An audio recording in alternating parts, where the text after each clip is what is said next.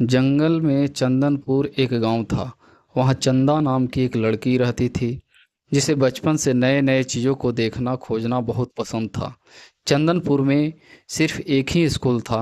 वह गांव जंगल में होने की वजह से वहाँ की शिक्षा बहुत कमज़ोर था, क्योंकि वहाँ 5 कक्षा में केवल एक ही शिक्षक था। शिक्षक का नाम कालू था।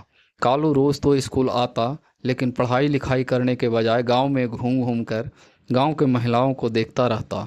एक दिन उसने चंदा को देखा। चंदा को देखते ही उसके अंदर हैवान जाग गया। इसको रहा नहीं गया। चंदा के बारे में उसने पता लगाया और फिर एक योजना बनाई। उसे जंगल और गांव से बाहर शहर घुमाने की बात बताई। चंदा गांव की भोली भाली उन बातों में आ गई। कालू उसे जंगल में ले जाकर उसके साथ दुष्कर्म किया, और चंदा ने कालू की घिनौनी हरकत गांव में बताने को कही। यह सुनकर कालू ने बेरहमी से मार डाला। गांव में आकर बोला, रास्ते में जंगली जानवरों के हमले में चंदा के मरने की बात बोल दिया। चंदा की आत्मा भटकने लगी। कुछ दिन बीत जाने के बाद गांव में किशन नाम के लड़के की शादी हो रही थी। उस शादी को देखा चंदा, जो एक चुड़ैल बन चुकी थी, उसको भी शादी करने का मन किया। अब वह गांव में सबको परेशान करने लगी। और फिर एक दिन उसने मुनिया के शरीर में प्रवेश कर ली।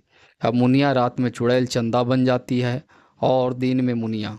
मुनिया जब चुड़ैल बन पाती, उससे पहले अपने आप को रोज़ 12 बजे से पहले जंजीर से बांध लेती थी। और 12 बजे मुनिया जब चुड़ैल चंदा बनती तो कुछ नहीं कर पाती थी। फिर घर वालों ने मुनिया की शादी की बात कही। मुनिया के मना करने के बाद भी उसकी शादी कालू से कर दिया गया, जो चंदापुर गांव के शिक्षक था। जब रात हुई तो उसका पति कालू पास आने के लिए देखा तो मुनिया अपने आप को बांधने की कोशिश कर रही थी, लेकिन चंदा मुनिया को रोक रही थी। मुनिया बार बार घड़ी की तरह देख रही थी। जैसे ही 12 बजे मुनिया चुड़ैल चंदा बन गई।